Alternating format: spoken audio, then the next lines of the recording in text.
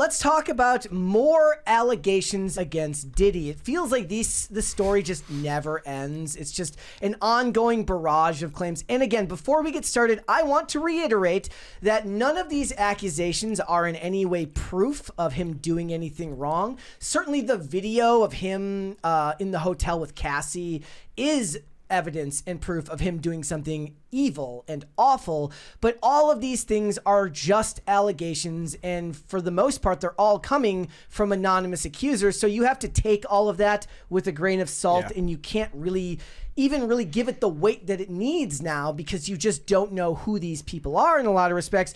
But what we're looking at here is 3 more accusers have come forward, the earliest being in 2019, and this is from a New York lawyer that is not Tony Busby, who is the one who's doing all of the other lawsuits, the Texas lawyer. 2 of them at a hotel and 1 of them at a residence in the Hamptons. And the continuous theme, the thing that seems to be true of all of this, is that it always involves him giving them a drink and that drink being drugged, allegedly leading to other awful things. One of them claims that he was filmed doing this and then was given like $2.5 thousand afterwards. The first thing that comes to my mind whenever I hear any of these allegations, and to be fair, again, all of these are just allegations. We are only speculating right now, and there's nothing else we can really do here. But I'm always kind of shocked by the fact that they just think they're going to get away. Like, if I'm to assume that all of this is true, that you do these things and then you go about your life the next day without ever even thinking that getting caught was a possibility. It's, I mean, the narcissism, like these That's people, what it is, right? Yeah, like they got this holier than thou thing about them. Yeah. They can't be touched. They got so much money. They can do no wrong. There was one that says that the same thing happened to him at the same hotel where Diddy was arrested. Yeah. I saw that and started laughing my ass off. That was poetic crazy, justice. Right? That was crazy. So, does this seem like the type of thing where I know a lot of times the claim is like, look, where there's smoke, there's fire. And in a lot of cases, I tend to not lean into that theory. My disdain for this story has more to do with the very real evidence of him hurting Cassie on video, which lends more credence to all of this. But most of the time when we cover these stories, there's not really much that I can take away other than that somebody I don't know accused him of something.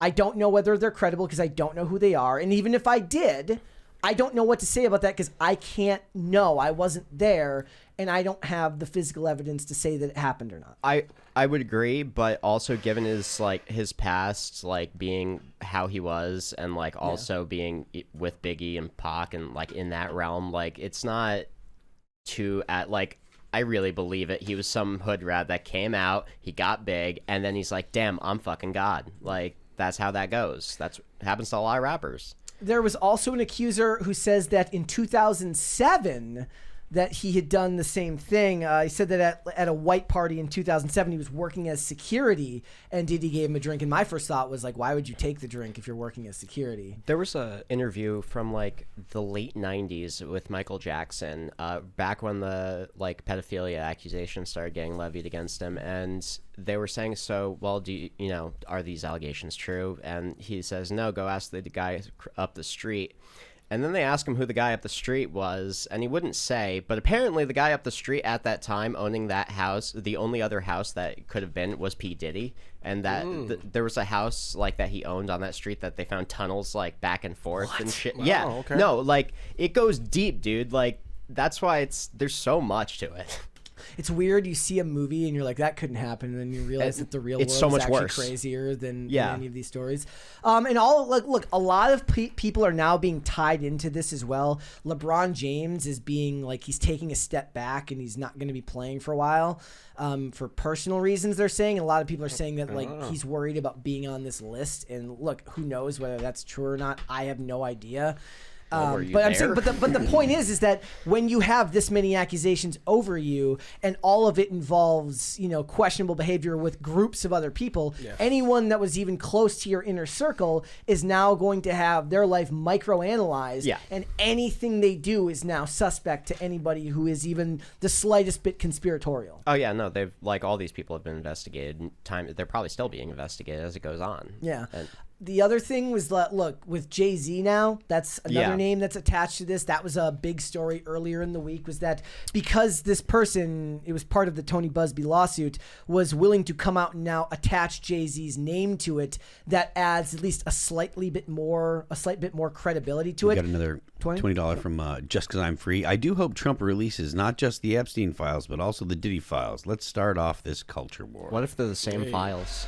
What if Diddy was the mastermind and Epstein was the patsy? It's likely that there's a lot of the same names, to be honest with you. Oh, dude, it's the Pope's probably on there, dude. Like, I don't imagine the Pope's on the Diddy list. I do. I think that the Pope, if the Pope is on anything, he's on the Epstein files. I don't think he's on. I think the Diddy I list stick up for the Pope. I literally in think Mary's the Diddy honor list here. is younger, is less older. Yes. No, it's not You're younger. a good It's man. less. It's less influential people. The people on the Epstein list are people that are probably in government and people that are working with NGOs and government and stuff like that. The Diddy list is entertainers. Entertainers are definitely a step down. Almost all entertainers are 1 to 2 steps down from actual people in government. When I'm talking about like influential, wealthy people in government and people like Epstein. Epstein's a billionaire. But listen, hold on. Most of your entertainers are multimillionaires, and there is a night and day difference between the power that a billionaire has or a multi-billionaire compared to someone that's got 10, 20, 30 million dollars. Yeah,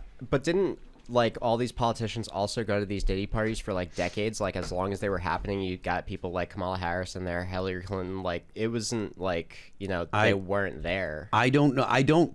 I am of the opinion that the Diddy doesn't have stuff on people like Kamala Harris or people like Bill Clinton or people like You mean they have stuff on him? They'll have stuff on him, but Diddy doesn't have. I don't believe Diddy has stuff on them. Diddy was not in a position to have power over those people. Diddy was in a position to offer people that were looking to become entertainers, offer them a way into the entertainment industry. He's not a kingmaker when it comes to international global politics. There's a difference. People like Epstein, who's a billionaire, who has access to people like Bill Clinton, to people like, heads of state and such. Yeah. Those are a different caliber of people than entertainers. Diddy can make you a multimillionaire.